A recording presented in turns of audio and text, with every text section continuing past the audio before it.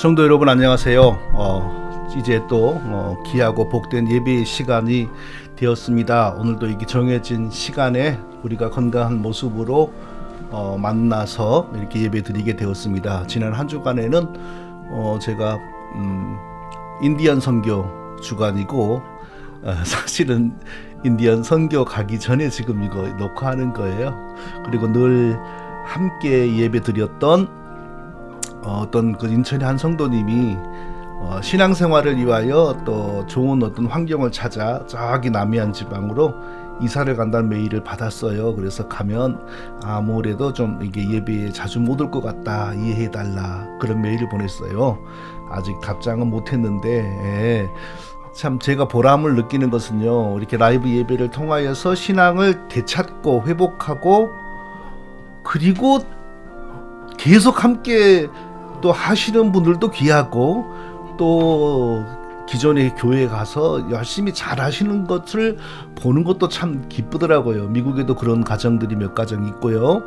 한국에서도 있고, 제 이 라이브 예배의 사명이 그런 것도 잘 감당하고 그랬으면 좋겠어요. 저에게 메일 주신 성도님 그리스도 이름으로 축복합니다. 어디서든지 예배 잘 드리시기를 바랍니다. 자, 이제 우리 다 같이 신앙 고백 드리심으로 예배를 시작하겠습니다. 나는 전능하신 아버지 하나님, 천지의 창조주를 믿습니다. 나는 그의 유일하신 아들 우리 주 예수 그리스도를 믿습니다.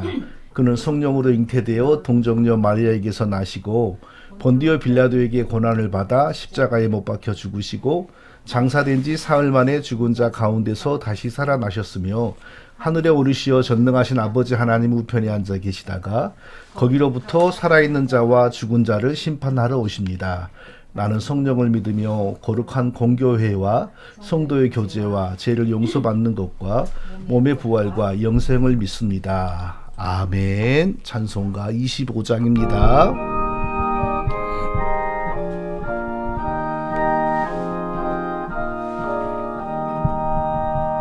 멸류관 벗어서 주 앞에 드리세. 저 천사 기쁜 노래가 온 땅에 퍼지네. 내 혼아 깨어서 주 찬송하여라. 온 백성 죄를 속하시 만왕의 왕일세. 멸류관 받아서 주 앞에 드리세. 그 손과 몸의 상처가 영광중 빛나네. 하늘의 천사도 그 영광 알고서 고난의 신비 알고서 하도다. 멸류관 벗어서 주 앞에 드리세. 온 세상 전쟁 그치고 평화 오겠네. 주 보좌 앞에서 온 백성 엎드려 그 한량없는 영광을 늘 찬송합니다.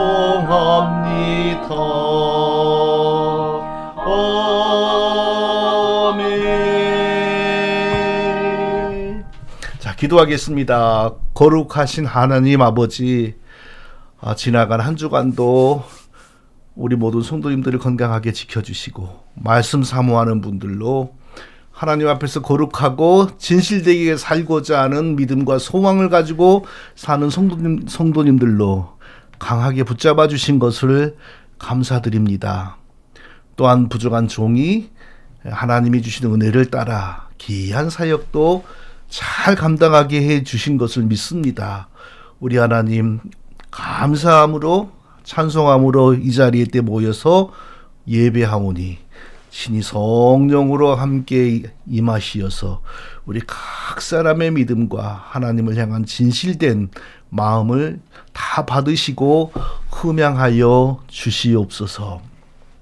부족한 종 이 시간도 성령으로 충만하고 또 말씀을 힘있게 증거하고 또 두 말씀을 듣는 성도님들의 마음속에서도 성령께서 역사하시어서 오늘도 헛된 시간 되지 아니하고 잘 쏘아진 화살이 관역을 향하여 빠르게 날아가서 꽂히는 것처럼 하나님의 말씀에 화살이 우리 마음판에 다 꽂혀서 우리 삶이 변하고 생각이 변하는 귀한 시간, 복된 하나님의 은혜가 넘치게 하여 주옵소서. 이 시간 우리의 또 가족들, 자녀들, 우리의 친구들 하나님께서 일일이 기억하시어서 이 은혜를 누리지 못하는 자들을 하나님께서 긍휼히 여기셔서 어떤 방식으로건 하나님의 은혜가 증거되고 전달되어서 우리의 가족들과 자녀들과 형제들이 다 영어로 한국어로 예배드리며 은혜를 누리게 하여 주옵소서. 감사드립니다. 예수님의 이름으로 기도합니다. 아멘.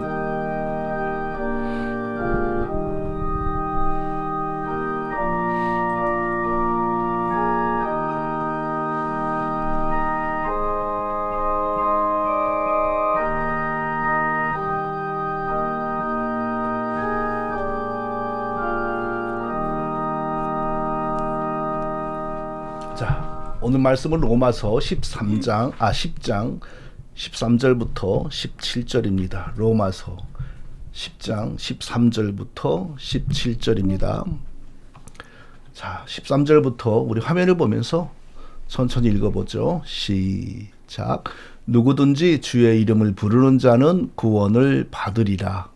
그런즉 그들이 믿지 아니하는 이를 어찌 부르리요. 듣지도 못한 이를 어찌 믿으리요. 전파하는 자가 없이 어찌 들으리요. 보내심을 받지 아니하였으면 어찌 전파하리요. 기록된 바 아름답도다. 좋은 소식을 전하는 자들의 발이여 함과 같으니라. 믿음과 들음과 그리스도의 말씀, 그러나 그들이 다 복음을 순종치 아니하였도다. 이사야가 이르되 주여 우리가 전한 것을 누가 믿었나이까. 그러므로 믿음은 들음에서 나며 들음은 그리스도의 말씀으로 말미암았느니라. 아멘. 찬송가 357장입니다.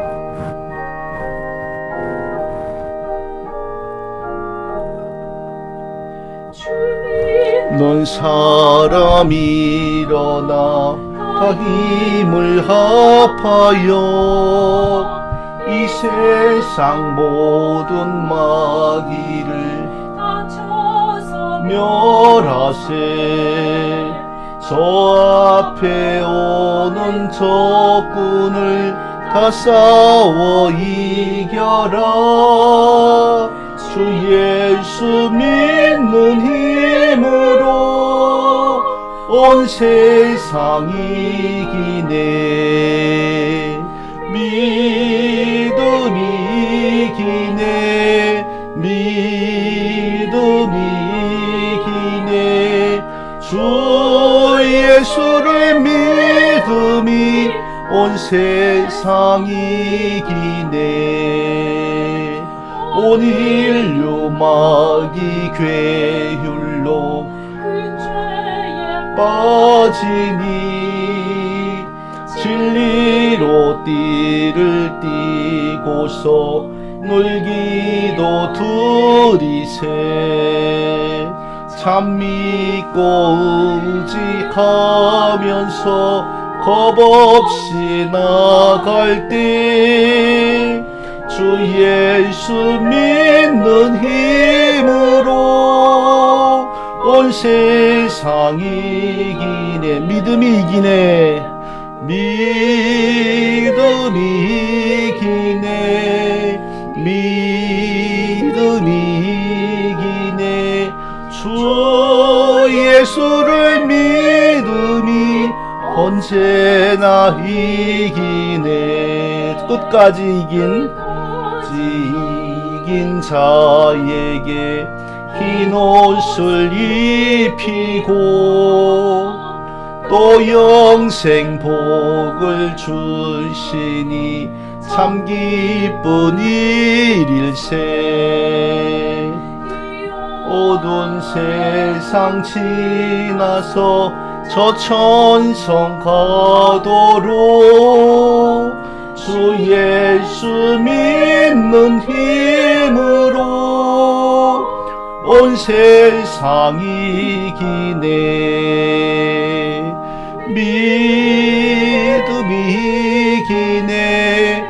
믿음이 이기네. 주 예수를 믿음이 온 세상이 이기네. 자, 오늘은 어떻게 구원을 받는가라는 주제로 평소와 다르게 로마서 10장으로 뛰었습니다. 제가 이제 말씀드린 것처럼 위스콘신에 사는 인디언들에게 복음을 전하는 단기 선교팀에 합류하거든요. 그곳에 또 하루 이 선교팀 170명 정도 한인 성도들이 모인다고 해요. 그분들이 다 한 곳에 모이는 것은 아니고 인디언들의 그 마을별로 한 두서너 곳으로 분산되는 것 같아요. 그 중에 제가 한 곳에서 있고 또 한 예배에서, 그러니까 단기 선교팀에 또 예배가 있잖아요. 거기서 제가 말씀 전하는 일을 또 맡았어요. 그러니까 지금 상황을 아시겠죠? 그러니까 예배를 두 개 막 설교를 준비할 수 없어요. 자, 그래서 인디언 선교팀 예배와 또 우리 라이브 예배, 주일 예배를 위해서 한꺼번에 맞는 설교를 정했습니다. 이런 설교를 주제 설교라고 하지요. 예, 주제를 먼저 정하고 선교에 대해서, 복음 전파에 대해서 어떻게 성령께서 영혼을 구원하는가, 이 주제를 정하고 그 주제를 설명해 주는 성경 본문을 택하는 방식이죠. 자, 어떻게 구원을 받는가라는 주제는 우리 그리스도인들 뿐만 아니라 자, 모두에게, 모든 사람들에게 중요합니다. 모든 지식인들에게 다 관심이 되는 그 인문학의 주제가 되기도 하죠. 인문학이라는 용어를 제가 쓰면서 이게 내가 지금 맞게 쓰고 있나? 또 잘 알지도 못하면서 쓰는 거 아닌가 싶어서 제가 인터넷 백과사전에 인문학을 검색해 봤어요. 그랬더니 인문학, 영어로 humanity는 인간과 인간 근원 문제, 인간의 문화에 관심을 갖거나 인간의 가치와 인간만이 지닌 자기 표현 능력을 바르게 이해하기 위한 과학적인 연구 방법에 관심을 갖는 학문 분야, 이렇게 나오더라고요. 그러니까 인간과 인간의 근원 문제, 그게 당연히 영생의 문제가 들어가죠. 그러니까 우리가 인간을 어떻게 구원을 받는가, 이건 인문학의, 불신자들의 인문학의 주제이기도 한 거죠. 자, 인간은 어떻게 구원을 받는가, 이 주제를 다루려면 먼저 인간이라는 존재는 어떻게 시작이 되었는가를 다루어야 됩니다. 자, 이 문제는 성경의 맨 앞에서 다루어지고 설명되고 있죠. 그 성경이 엄청 두꺼운데 성경의 맨 앞에서 이 문제가 다루어지고 설명이 된다, 이런 말은 인간의 근원 문제에 대하여 가장 속 시원하게 진실되게 정직하게 다루는 종교는 기독교라는 것을 뜻하죠. 물론 불신자들, 세상 사람들도 인간의 근원 문제에 대해서 관심을 갖고 있습니다. 표현 방식이 좀 다르죠. 이런 식이죠. 인간은 어디로부터 와서 어디로 향하여 가는가, 이런 식으로 표현하잖아요. 그게 다 인간의 근원 문제에 대한 고민인 것입니다. 그런데 이 세상 사람들의 인간의 근원 문제에 대한 접근은 처음부터 근본적인 결함이 있죠. 인간이 어떻게 존재하게 되었는지를 모릅니다. 그래서 무슨 말을 합니까? 조그마한 단세포의 습도와 온도가 어떻게 맞춰지다 보니까 점점 발전해가지고 원숭이 되고 원숭이가 인간이 되었다. 이렇게 말하고, 또 우주에 빅뱅이라고 하는 큰 폭발이 있었는데 그 폭발의 여파로 인하여 이렇게 저렇게 이렇게 되다가 인간까지 왔다. 또 이런 식으로 설명을 하지 않습니까? 네. 그건 정말 정확하지 않은 인간의 그 존재에 대한 이야기죠. 그런 인간의 근원 문제에 대한 정확한 가르침은 오직 성경에 있습니다. 자, 우리가 설명할 수 없는 과거, long times ago, 영원 전에 스스로 계시는 하나님이 계셨습니다. 영원 전이란 말은 시간이 존재하기 전에, 이 뜻이죠. 시간과 공간과 물과 공기와 태양과 모든 것은 다 하나님이 창조하셨다는 것이 기독교인들의 그 지식이죠. 그러니까 이것들이 생겨나기 전에 그게 바로 영원전입니다. 영원전에 하나 스스로 계시는 하나님이 계셨다. 여기 스스로 계시는 하나님이란 개념은 이 세상의 그 어느 것을 통하여 비유하거나 유추할 수가 없습니다. 왜냐하면 세상의 모든 것은 다른 것에 의탁하면서 존재하거든요. 예를 들면 이 지구상이 넓은 지구의 70%가 물이라고 하나요? 바다라고 하나요? 이 엄청난 바다도요, 태양과 공기에 의존합니다. 태양과 공기의 조건이 맞지 않으면 이 바다는 썩습니다. 거대한 고인물이 됩니다. 그러면 거기에 고래부터 새우까지 다 죽는 거죠. 하늘도 마찬가지요. 흙도 마찬가지입니다. 세상에는 스스로 있는 게 없습니다. 모든 것은 자기 존재가 지속되고 유지되기 위하여 다른 어떤 것에 의존하고 있습니다. 인간은 말할 것도 없죠. 예, 정신적인 요소, 물질적인 요소, 모든 것에 의존되어야 하고 그 정신적인 거나 물질적인 거나 이런 것에서 결핍이 오면 우울증이 오고 심지어는 스스로 극단적인 선택도 하지요. 예, 인간은 스스로 존재하지를 못합니다. 자, 스스로 존재하는 분은 오직 성령의 하나님뿐입니다. 그 하나님이 자기를 찬송하는 자기 백성을 가지고 싶으셨습니다. 언제? 영원 전에 자기를 찬송하는 자기 백성을 가지기를 원하셨습니다. 자기의 유익을 위해서 장난감으로 삼으려고 그런 게 아닙니다. 자기를 찬송하면서 자기를 섬기면서 동시에 영원히 복을 받고 행복하게 살아가는 자기 백성을 보기를 원하셨습니다. 그러니까 이기적으로 자기만 경배를 받는 것에 목적을 두는 것이 아니고 자기를 섬기고 찬송하면서 하나님의 복을 받아 영원히 행복을 누리고 사는 자기 백성을 가지기를 원하시는 겁니다. 원하신 것입니다. 그래서 흙으로 자기의 형상과 자기의 모양을 담는 자기 백성을 창조하셨어요. 하나님이 이르시되 우리의 형상을 따라 우리의 모양대로 우리가 사람을 만들고 그들로 바다의 물고기와 하늘의 새와 가축과 온 땅과 땅에 기는 모든 것을 다스리게 하자. 우리의 형상을 따라 우리의 모양대로. 창세기 1장 26절이죠. 자, 하나님이 흙으로 우리를 지으셨는데 자기의 형상대로 자기의 모양대로 우리를 창조하셨어요. 그것은 절대로 우리가 눈이 있으니까 하나님도 눈이 있을 것이고 우리가 코가 있으니까 하나님도 코가 있을 것이다. 이런 유추를 권장하지 않습니다. 하나님의 형상, 하나님의 모양이라는 이 성경의 단어에 대한 완전한 해석의 일치가 아직 이루어지지 않았는데 일반적으로 하나님의 인격으로 해석되고 있습니다. 절대 성경에 하나님이 내가 팔이 짧아서 너희를 구원치 못하겠느냐, 내가 후회하였다, 꼭 사람처럼 말씀하시는 것은 우리가 하나님을 더 잘 이해하게 만드는 어떤 문학적인 기법이죠. 실제로 하나님에게는 후회를 하면 전능하신 분이 아니잖아요. 또 하나님의 손이 있다거나 실제로 있다는 게 아니죠.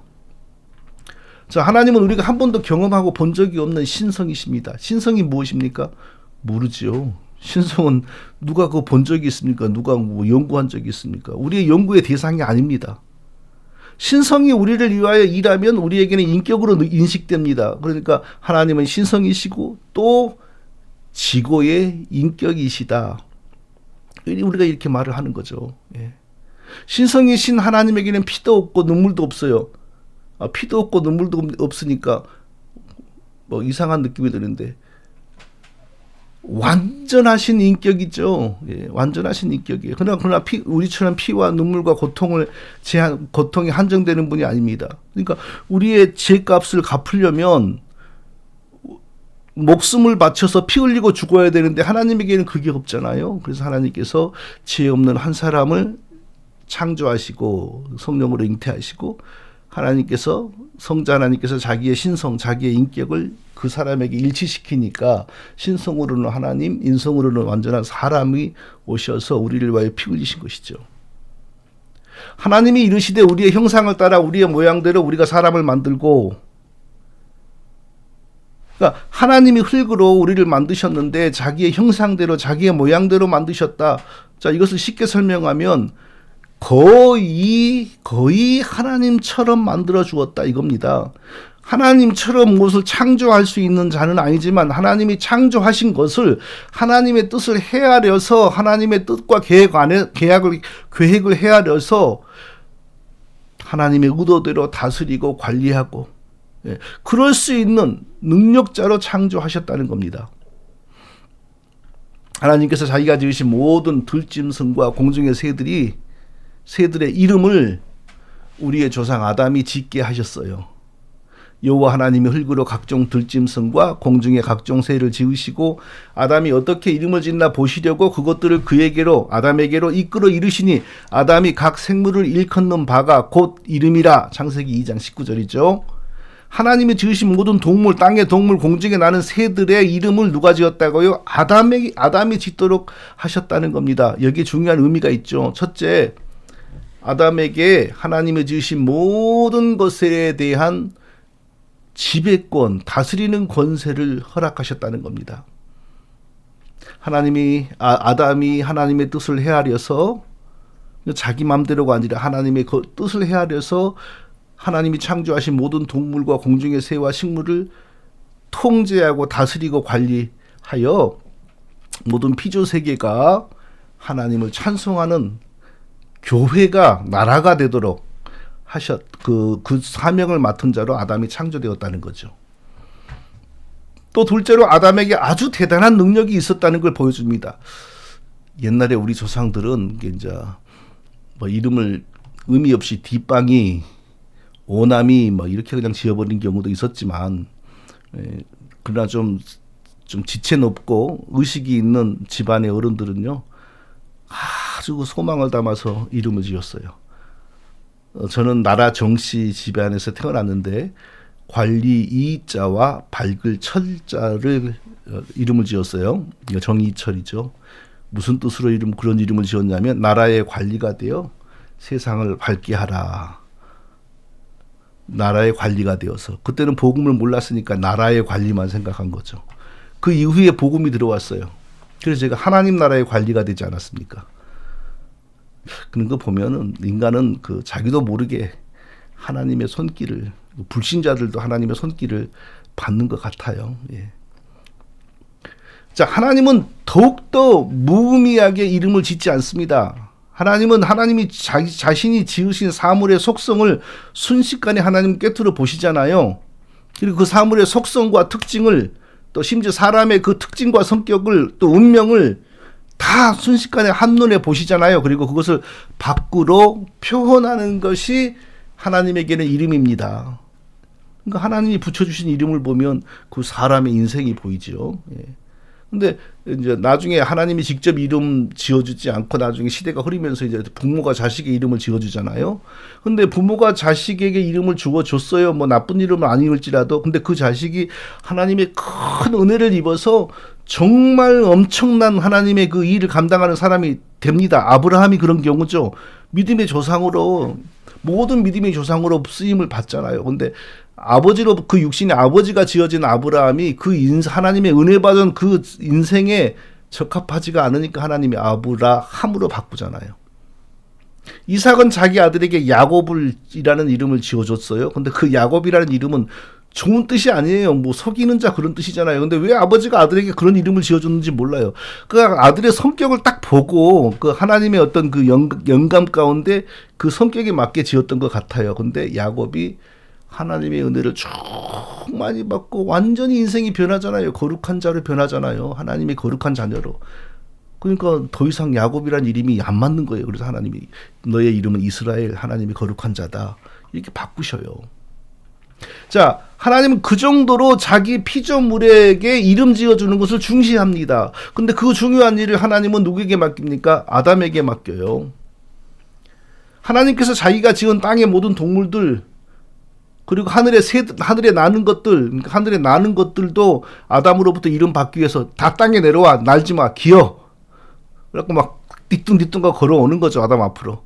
뒤뚱뒤뚱 걸어가니까, 날아야지 시원한 것들이 뒤뚱뒤뚱하고 아담 앞으로 걸어가니까 아담이 촥 보면 고민도 안 하고 타조, 병아리, 독수리, 공룡, 지렁이 막 이름이 나오는 거예요. 자, 여기에 두 가지 의미가 있습니다. 아담은 하나님이 지으신 그 동물과 하늘의 새들을 딱 보는 순간, 뭐 2분, 3분 연구도 안 해요. 보는 순간 그 속성과 특징이 확 들어오는 거예요. 오늘날 우리에게는 도무지 상상할 수 없는 능력이죠. 그거 보고 본질 직관 능력이라고 합니다. 쫙 보고 사물의 속성을 꿰뚫어 알아버립니다. 그러니까 아담에게는 하나님이 처음에 아담을 얼마나 위대한 자로 만들었는지 우리가 짐작할 수 있잖아요. 이런 것을 보면. 그러니까 아담도 자기가 생각해도 내가 너무 대단하거든요. 그러니까 하나님처럼 되려는 마음을 가진 겁니다. 자, 또 하나는 동물이 아담 앞으로 지날 때 착 보고 이름을 부여하고 그랬더니 그 영원히 그 동물과 새의 이름이 되었다. 하나님께서 그 어마어마한 공룡이나 호랑이나 사자나 맘모스나 지금 없어진 것들 얼마나 많아요. 다 아담에게 순복하고 아담이 합법적으로 다스리고 관리할 수 있도록 창조했다는 거예요. 그러니까 아담이 지어준 이름이 영원히 그들의 이름이 되는 거죠. 자, 그때 아담에게 하나님이 주신 영생이 있었을까요? 없었을까요? 두 말을 하면 그 잔소리입니다. 그걸 말할 필요가 없습니다. 하나님이 자기 백성, 자기 이 귀한 사명을 맡은 자기 백성을 만들고 영생도 안 주시고 그리고 나서 보시기에 심히 좋았더라 그러셨을까요? 예? 아니 영생도 안 줘놓고 나서 그 아담에게 내가 지은 모든 동물과 하늘의 새와 모든 것을 다스리고 관리하라.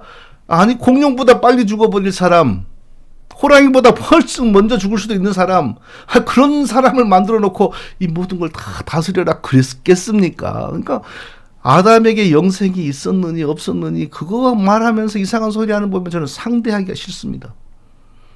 뭐 그런 사람들이 쓰는 글 뭐 저보고 대답하라고 영상을 만들어서 1, 2, 3, 4, 5, 6, 7, 8, 9, 10 이렇게 만들어 올리지만 나는 한 번도 안 봤어요. 진짜로. 나보고 대답하라 그래도 세상 말로 가짜나서 아담의 영생도 부정하는 것이 무슨 박사고 뭐 어쩐다는 거예요. 나 한 번도 안 봤어요. 진짜로. 그래도 한 번도 안 봤다가 약이 올라가지고 또 뭐라고 한다 그래요. 안 봐요. 무슨 말을 했는지 저는요. 자, 청교도들이 여기서 너무 이상하게 나갔죠. 청교도들은 하나님이 처음에 아담에게 믿음을 주시고 영생을 함께 주셨다고 처음부터 이 성인으로서 믿음과 영생을 함께 받은 하나님 백성으로 아담이 시작되었다라는 것을 부정합니다. 그럼 뭐라고 가르칩니까? 아담을 임시적인 상태로 만들어 놓고 아담 스스로 노력하여서 영생을 얻게 만드셨다. 이렇게 주장을 해요. 그렇게 주장을 하면 기독교 신앙이 바르게 전개될 수가 없어요. 결국에는 예수님의 십자가의 고난과 피 흘림도 제대로 자리를 잡을 수가 없게 돼요.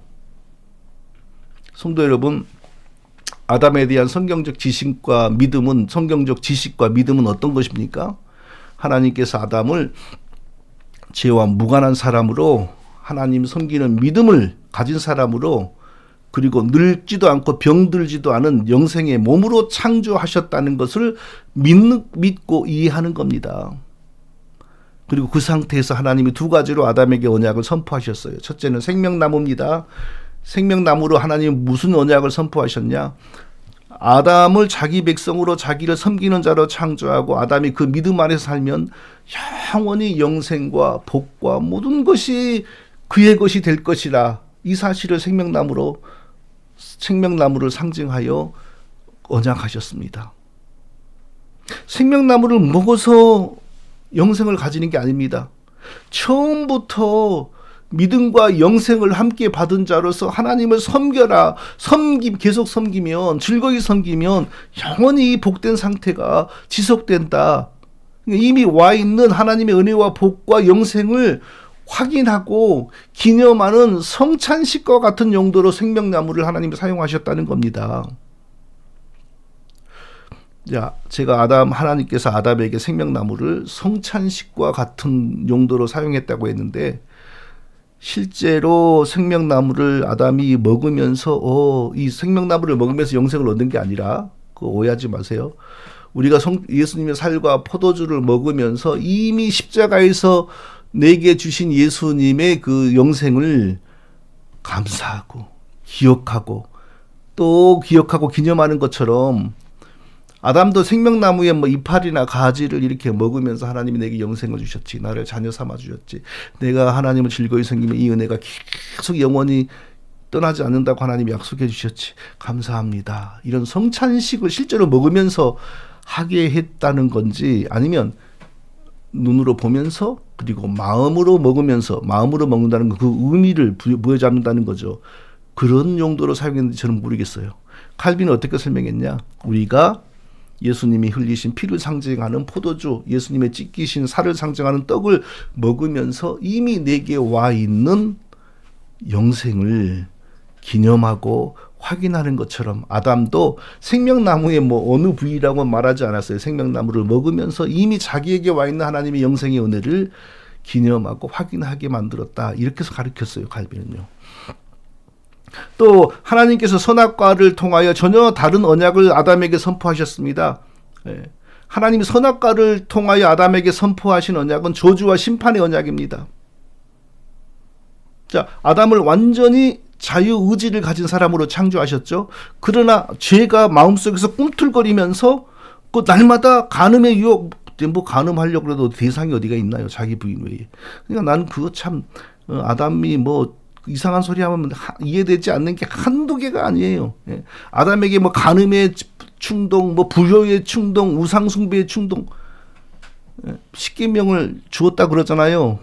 그런 거 하지 못하게. 말이 안 되는 거예요. 그런 구체적인 죄의 충동이 있다면 아담은 죄인으로 창조된 거죠. 그럼 하나님이 아담을 죄인으로 만든 거죠. 하나님은 아담을 죄인으로 만든 것이 아니고 완전한 자유의지를 주신 겁니다. 완전한 자유의지를 가지고 즐거이 영원히 하나님을 섬길 것인지 또 그럴 능력도 함께 주시고 아니야 하나님 섬기기 싫어. 그냥 내가 그냥 스스로 하나님 될 거야. 이제 이럴 결단도 할 수 있는 그러면서 하나님은 즐거이 기꺼이 아담이 하나님을 섬기기를 바란 거고 그것을 진정한 섬김으로 본 겁니다.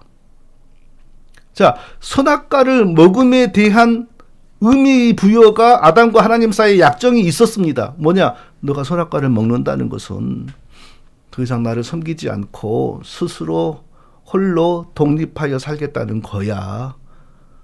선악과를 먹는다는 것은 더 이상 나를 섬기지 않겠다는 의사표시야. 그러나 그것은 꼭 기억해라. 너는 분명히 그러면 영원히 죽는다. 하나님과 아담 사이에 그 약정이 있었던 거예요. 그래서 아담은 사단의 유혹을 받고 하나님 섬기지 않고 스스로 하나님 되고 싶은 유혹을 강하게 받고 또 사단에게 속아서 정말 하나님이 될 수 있다고 하니까 먹은 겁니다. 하나님과의 관계를 스스로 파기한 거죠. 그러니까 선악과 범행은 단순히 하지 말라는 어떤 것을 범행한 게 아니고 하나님의 자녀로 하나님을 섬기는 자로 하나님의 모든 은혜를 다 받은 자가 감사하기는커녕 하나님 섬김 자체를 거부하고 스스로 하나님이 되려고 하는 반역, 배반입니다.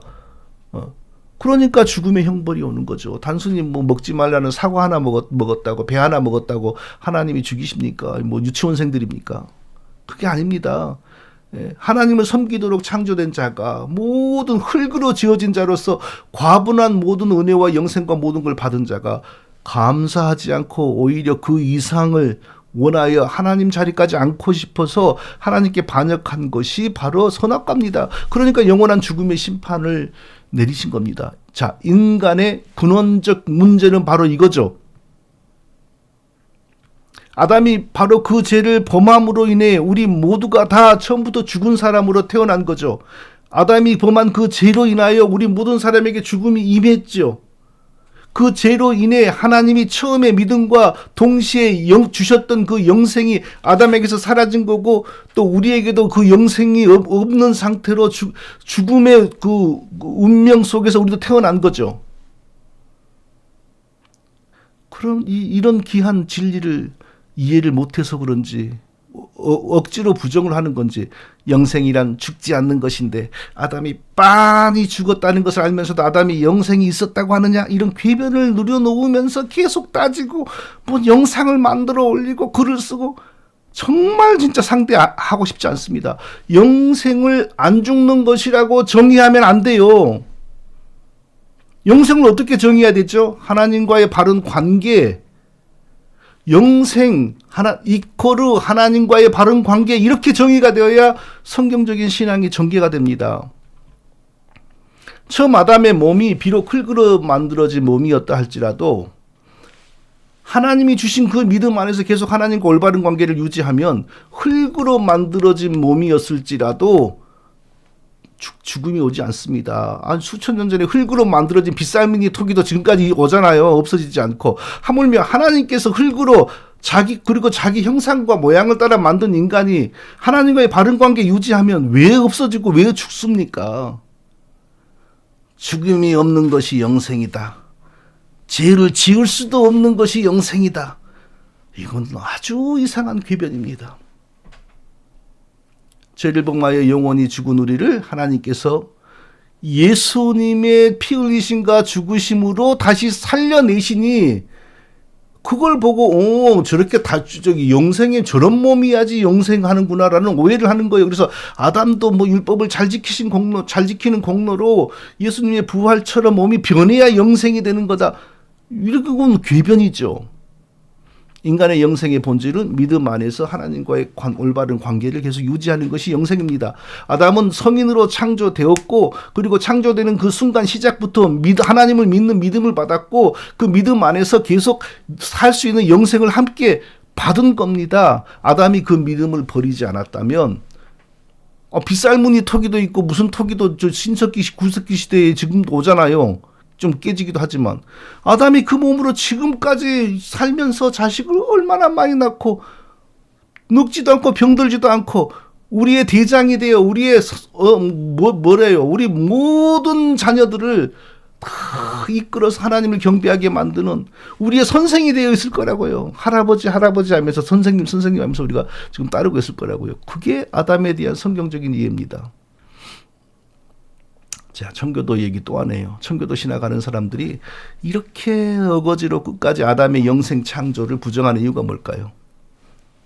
종교개혁 이후 지난 500년 동안 개신교회를 속이고 지배한 그 청교도들의 율법주의 이단 사상을 고수하라는 사탄의 지령입니다. 사탄이 그들에게 내린 지령이 뭡니까? 이런 내용입니다.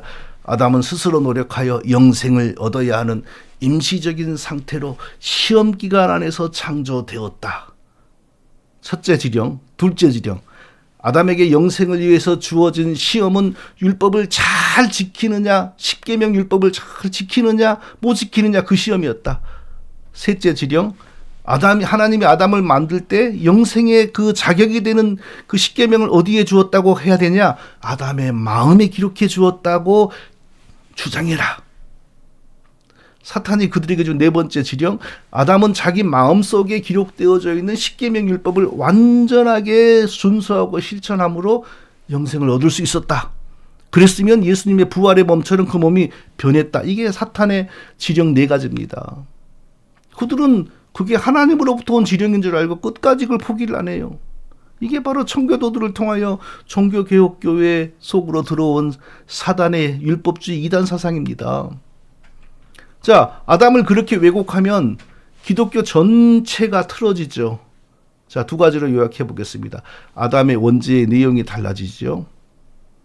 하나님이 아담을 자기를 섬기도록 흙으로 창조하여 모든 은혜와 영생과 모든 복을 처음부터 누리면서 출발된 인생이 아담입니다. 그런데 아담이 율법을 잘 지켜서 스스로 영생을 얻으라고 했는데 율법을 잘 안 지키는 것이 바로 아담의 원죄다.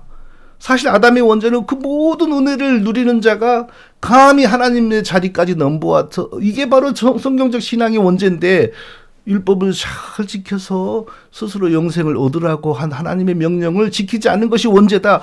원죄가 달라지잖아요. 원죄가 달라지면 신앙이 변해요. 종교가 변해요. 그쪽이나 이쪽이나 똑같이 불순종 이런 말을 쓰잖아요. 그러니까 우리 순진한 성도들이 속잖아요.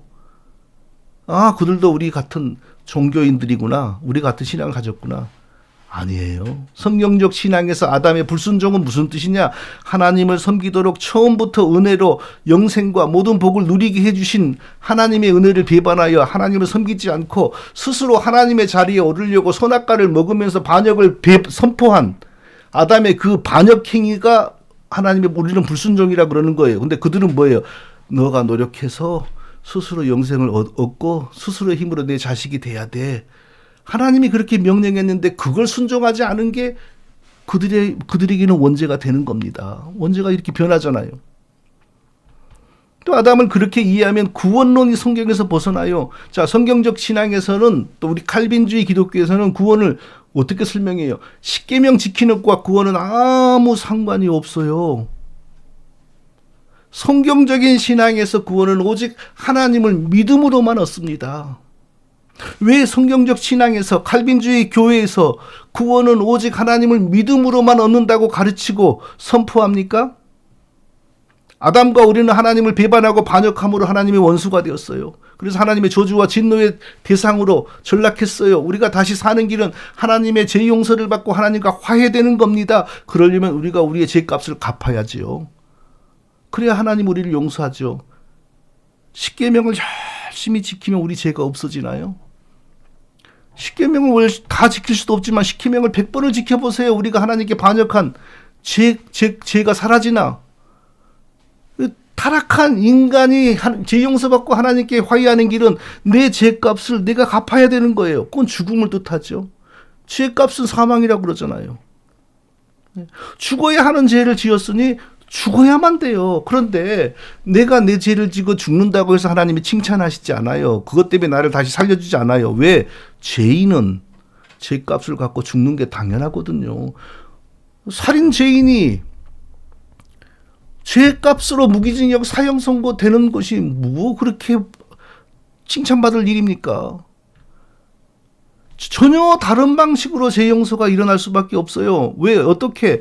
죄 없는 의로운 사람이 대신 죽어드려야 하나님께 만족이 오는 거예요. 그래서 모든 아담의 후손들 가운데는 아무도 그 일을 할 수 없으니 하나님이 스스로 죄 없는 사람의 몸을 자기 몸으로 가지시어 우리 죄인들의 죄값을 대신 십자가에 달려 피 흘려 죽으심으로 하나님께 완전히 갚은 겁니다. 그러니까 하나님께 만족이 되었죠. 아무 죄 없는 의로운 자가 자기 목숨을 죄인들을 위하여 대신 내어놓으니까 하나님의 진노가 풀린 거지요. 그러니까 우리의 구원은 예수님의 죽으심으로부터 나오는 거예요. 뭐 예수님의 율법 준수로부터 나오는 게 아니에요. 예수님이 대신 죽으심에 만족한 하나님께서 우리 죄에 대한 진노를 푸시고 우리에게 다시 영생과 자녀되게 하신 은혜를 회복시켜 주신 겁니다. 이게 성경적인 기독교입니다. 이게 칼빈주의 기독교입니다.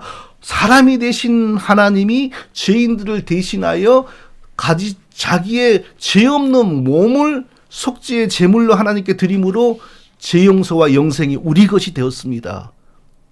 이게 성경적인 신앙이죠. 이게 성경적인 기독교죠. 근데 청교도들의 기독교는 어떻습니까? 하나님이 죄인들에게 영생을 회복하셔 주시기 위하여 사람의 몸을 입으셨다. 여기까지는 같아요. 그런데 우리의 구원을 회복시키기 위하여 사람이 되신 하나님이 힘썼다는 이 내용이 달라요. 어떤 내용이냐? 아담이 지키지 못한 십계명 율법을 완전하게 지켰다. 아니 언제 하나님이 아담에게 십계명을 주면서 이거 지키면 영생 주겠다라고 한 적이 있습니까? 그런 적도 없는데 괜히 그런 이론을 만들어 놓고 이렇게 예수님을 왜곡해요. 이게 바로 사탄으로부터 나오는 거죠. 이게 바로 사탄으로부터 나오는 겁니다. 또 그러면서 또 나중에는 십자가에 달려 죽기까지 하셨다. 왜? 아담이 하나님의 명령을 거역한 그 죄값을 갚아야 되니까. 그러니까 아담이 못 지킨 율법을 대신 지켜야지 영생의 자격이 생기는 거고, 아담이 또 하나님을 거역하고 율법 안 지키고 선악과 먹은 것에 대한 죄값도 치러야 되니까.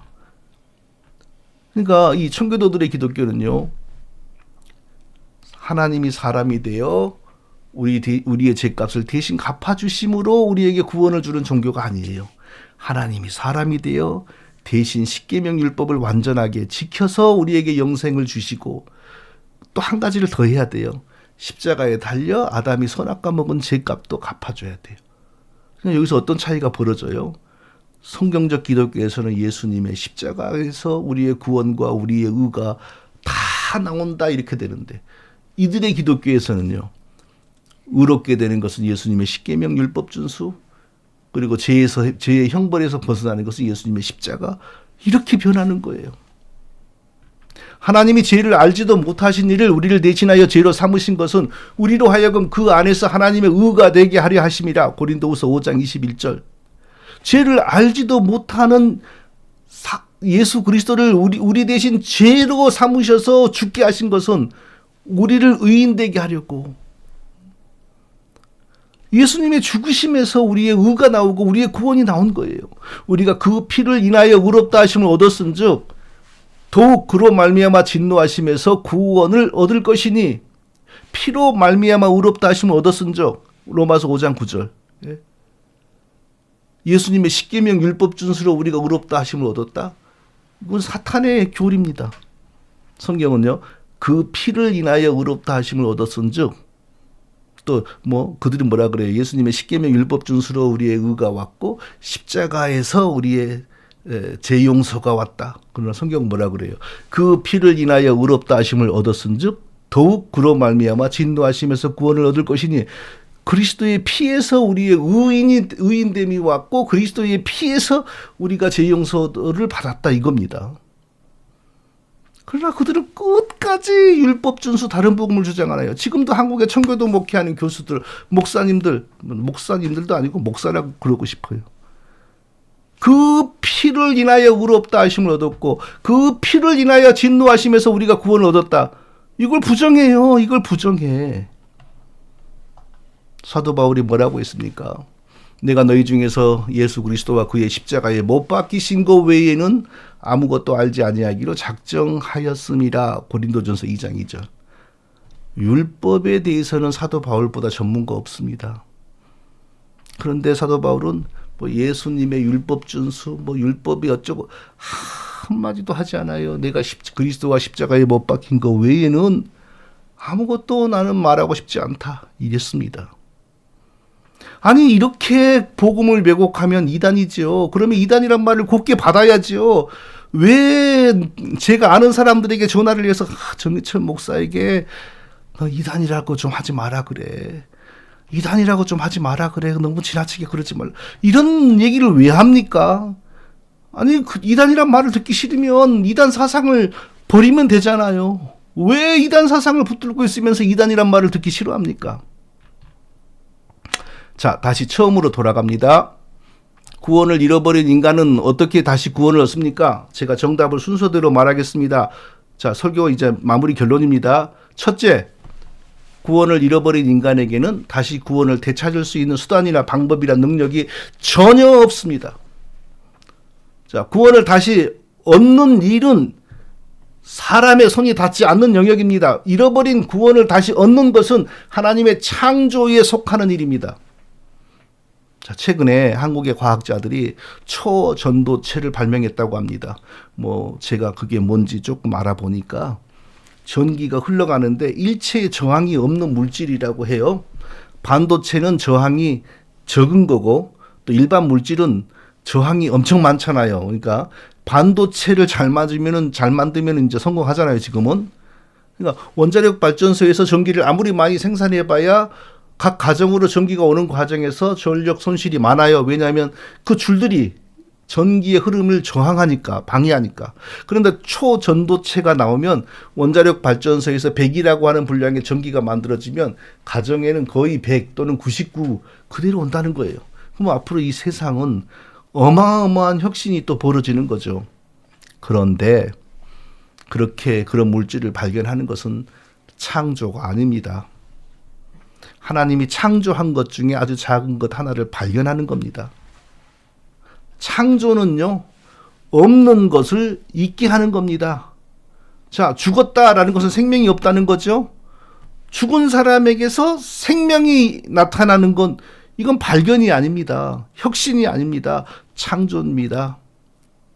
그리고 창조는 오직 누구의 것이라고요? 하나님의 것입니다. 죽은 사람이 살아나는 것, 죽은 영혼이 다시 살아나는 것은 창조입니다. 원래 창조되었다가 죽었어요. 다시 하나님이 살립니다. 그래서 재창조 또는 새창조라고 하는 겁니다. 구원은 재창조 또는 새창조입니다. 니고데모라고 하는 그 시대에 제법 똑똑한 사람이 밤중에 도둑놈처럼 조용히 예수님에게 찾아왔어요. 그래서 어떻게 하면 구원을 받습니까? 라고 물었더니 예수님이 뭐라고 했죠? 진실로 진실로 내게 이르노니 사람이 거듭나지 아니하면 하나님 나라를 볼 수 없느니라. 요한복음 3장 3절 그렇게 말씀하셨어요. 거듭나지 아니하면 하나님 나라를 볼 수 없다. 거듭난다.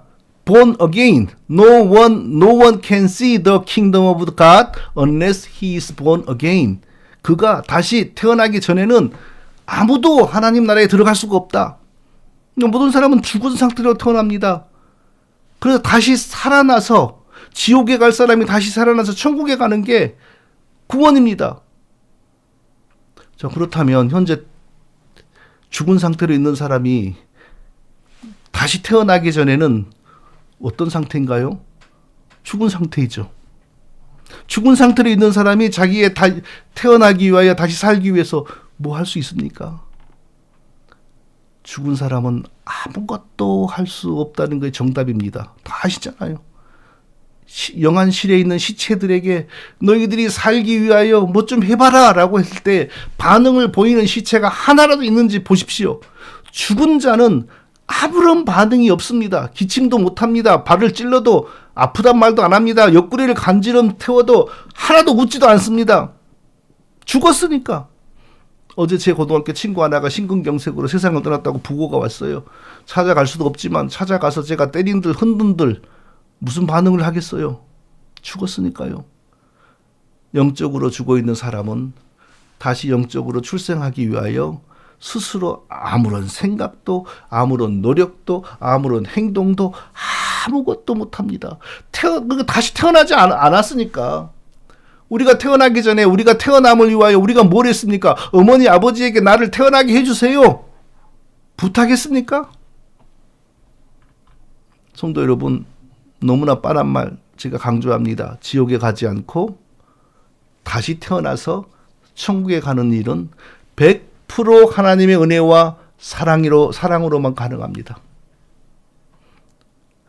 죽은 영적인 상태에서 태어난 우리가 다시 영적으로 다시 태어나서 천국에 가기 위하여 터럭만큼의 일도 우리가 할 수 없습니다. 아무것도 못합니다. 율법을 선포하면 죽은 영혼이 살아날 길을 찾고 준비하지. 죄를 지적하면 지옥에 갈 것이 무서워서 반성하지. 지옥 얘기, 지옥의 불 얘기를 많이 해주면 두려움에 떨면서 죄를 안 짓고 예수님 믿으려고 하지. 전부 거짓 이론이에요. 그런 거 옛날에 조나단 에드워드가 하다가 사람들 자살시켰습니다. 죽은 영혼은 지옥 얘기를 하건 율법을 선포하건 뭘 하건 아무런 반응이 나올 수가 없어요.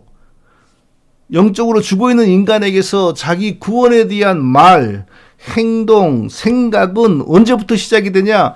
살아나면서부터 시작이 되는 거예요. 살아나면서부터 자기 구원에 대한 지각, 생각, 말이 시작이 되는 겁니다. 그러므로 성도 여러분, 우리는 우리의 구원에 대해서 그 모든 영광과 찬송을 오직 하나님께만 돌려야 됩니다. 항상 하나님께 감사하는 것 외에는 우리가 구원에 대해서 달리 할 게 없습니다. 자, 둘째로 이제 마지막입니다. 구원이 일어나는 원리에 대해서 가장 중요한 거죠. 이거 설명하고 마치겠습니다. 구원은 지옥에 갈 영혼이 다시 살아나서 천국에 가는 것이라고 정의했습니다. 죽은 영혼이 살아나는 것이 구원입니다. 누가 우리의 죽은 영혼을 살렸을까요? 하나님이 살렸지요.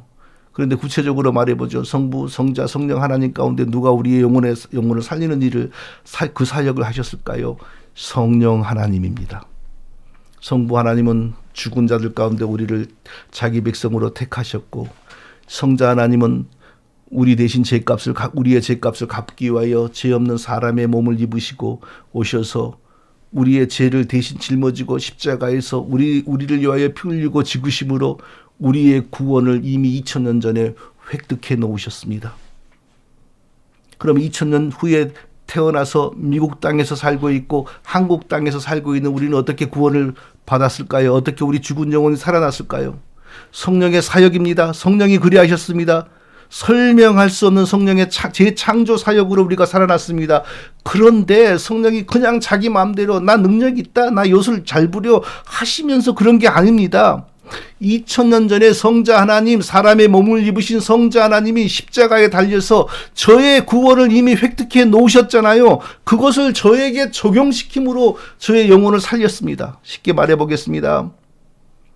제가 언제라고 기억이 안 나요. 그런데 누군가로부터, 여러 사람으로부터 예수 그리스도께서 정해철 당신의 죄를 대신 지시고 이미 십자가에 달려 피 흘리고 죽으셨습니다. 당신의 죄값을 예수 그리스도가 다 갚았습니다.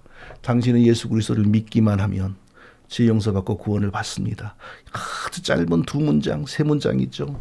그 얘기를 저는 여러 번 들었어요. 어렸을 때 시골의 목사님으로부터, 잘 설명도 못하는 저희 할머니 권사님으로부터 여러 번 들었어요. 언제인지를 모르나 그 얘기가 제 귀에 들려오고 제 마음에 들려올 때 성령께서 제 영혼을 살려서 그 얘기, 그 예수님의 제 용서의 복음을 믿게 만드셨어요. 살려주기 전에는 제가 믿을 수 없잖아요. 제 영혼을 살려주면서 믿게 만드셨어요.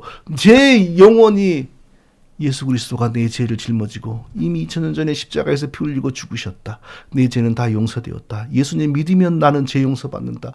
이 죄 용서의 복음을 제가 믿는 순간 성령께서 십자가에 달려 2000년 전에 나를 위하여 죽으신 예수님의 몸이 죽을 때에 2000년 뒤에 태어난 정희철이도 이미 그때 죄에 대하여 함께 못 박혀 죽은 것으로 만드신 겁니다. 십자가에 달리신 예수님과 나중에 예수님 믿는 나를 연결시킨 겁니다. 그 예수님의 획득하신 구원이 나에게 그때 적용이 된 겁니다. 바로 그 순간 내가 예수님을 믿는다라고 믿음을 고백하는 순간 내 죄가 다 해결된 겁니다. 그게 바로 구원입니다. 그게 바로 죽은 영혼이 살아나는 겁니다. 그 전에 내가 죄를 다 깨달아서 그 거짓말입니다. 일단 그 복음으로 살려놓고 나면 그때부터 서서히 믿음이 성장하여서 죄가 무엇인지, 의가 무엇인지, 하나님을 기쁘시게 하는 게 무엇인지 서서히 지각이 넓어지고 깊어집니다. 그러면서 우리가 영적으로 성장해 가는 것입니다. 처음부터 그게 다 되어서 구원받는 거 아니에요. 처음부터 다 되어서 구원받는 것처럼 말하는 사람들이 바로 청교도 이단들입니다. 중요한 것이 뭡니까? 그 짧은 그리스도께서 당신의 죄를 짊어지고 이미 십자가에서 죽으셨습니다. 당신이 믿기만 하면 당신이 죽은 것으로 간주되어 죄 용서받습니다. 이 얘기를 전파할 때에 성령께서 그 마음을 열어 그 영혼을 열어 그것을 믿게 하심으로 구원이 벌어지는 겁니다. 그래서 성령은 그런즉 저희가 믿지 아니하는 일을 어찌 부르리요, 듣지도 못한 일을 어찌 믿으리요, 전파하는 자가 없이 어찌 들으리요. 사람이 예수 그리스도의 복음을 전해줘야 성령이 믿게 하시죠. 요즘에는 성령이 꿈에 직접 복음을 전한다 그러던데요. 천사가 나타나서 그 핍박이 심한 무슬림 동네 그런 데서는 천사가 나타나서 전도한다 그러던데요. 전부 거짓말입니다. 그러려면 순교자가 왜 그동안 나타났습니까? 전부 성령이 해버리지. 반드시 먼저 믿은 자를 통하여 그리스도의 복음, 십자가의 복음이 증거되게 하십니다. 그래서 바울이 순교한 거죠. 그래서 사도들이 순교한 거죠. 사람이 자기 입으로 아직 믿지 않은 자에게 예수 그리스도의 십자가의 죄 용서의 복음을 선포하지 않으면 성령은 그것을 적용시키지 못해요. 성령이 하늘에서 직접 초자연적으로 적용되는 그런 구원의 복음 없어요. 그래서 믿음은 들음에서 나며 들음은 그리스도의 말씀으로 말미암았느니라. 믿지 않은 일이 어찌 부르리요. 듣지 못한 일이 어찌 믿으리요. 전파하는 자가 없이 어찌 들으리요. 반드시 우리는 주변의 친척들, 자녀들, 형제들, 아직 믿지 않은 사람들에게 말해야 돼요. 짧게 그리스도의 복음을. 길게 설명할 것도 없어요. 죄 얘기할 거 없어요. 율법 얘기할 거 없어요. 그리스도께서 당신의 죄를 짊어지고 이미 죽으셨습니다. 당신이 그리스도를 믿기만 하면 죄 용서 받습니다. 하나님의 자녀가 됩니다. 그 말만 하면 돼요. 그런데 사람이 보기에는 그게 아무런 힘이 없을 것 같은데 성령이 역사하면 그 영혼에 박힙니다.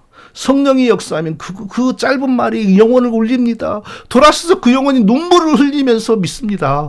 그래서 그 순간 생명이 들어가고 그 순간 그 사람이 살아나는 거예요. 성도 여러분, 우리가 여러 말 할 게 없어요. 주변에 믿지 않은 사람들에게 뭐 기독교의 전통을 얘기할 거 없고 율법을 얘기할 거 없고 뭐 죄가 이런 거고 저런 거고 죄에 대해서 설명할 거 없고요. 그리스도가 당신의 죄를 짊어지고 2000년 전에 십자가에서 죽으셨습니다. 당신은 그리스도를 믿기만 하면 죄 용서 받습니다. 이성적으로 설명이 안 되는 말이죠. 성령이 역사하셔서 일하십니다. 그러면 그 사람이 바로 그 순간 영혼이 살아납니다. 자, 우리는 성령을 의지하고 바로 이 짧은 그리스도의 피의 복음을 힘써서 증거하는 저와 우리 모두가 다 되시기를 예수님의 이름으로 축원드립니다. 거룩하신 아버지 하나님, 이성으로 철학으로 과학으로 증명되지 않는 그리스도의 십자가의 피의 복음, 죄 용서의 복음 믿게 하여 주옵소서. 그리고 우리가 아무리 바빠도 아무리 힘들어도 믿지 않은 사람들에게 이 짧은 두 줄, 세 줄의 복음을 항상 증거하는 우리 모두가 되게 하여 주옵소서. 그래야 그때마다 성령께서 자기의 택한 백성들의 눈과 영혼과 마음의 마음을 열어서 믿고 구원받게 하는 역사가 풍성하게 일어나게 하여 주시옵소서. 예수님의 이름으로 기도합니다. 아멘. 자, 찬송가 438장입니다.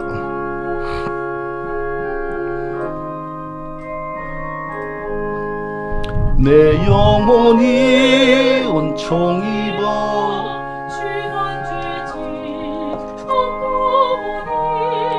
슬픔 많은 이 세상도 천국으로 화하도다. 할렐루야 찬양하세. 내 모든 죄 사함 받고 주 예수와 동행하니 그 어디나 하늘나라. 주의 얼굴 뵙기 전에 멀리 뵈던 하늘나라 내 맘속에 이뤄지니 날로 가깝도다. 할렐루야 찬양하세. 내 모든 죄 사함 받고 예수와 동행하니 그 어디나 하늘나라. 높은 산이 거친 들이 초막이나 궁궐이나 내 주 예수 모신 곳이 그 어디나 하늘나라. 할렐루야 찬양하세. 내 모든 죄 사함 받고 주 예수와 동행하니 그 어디나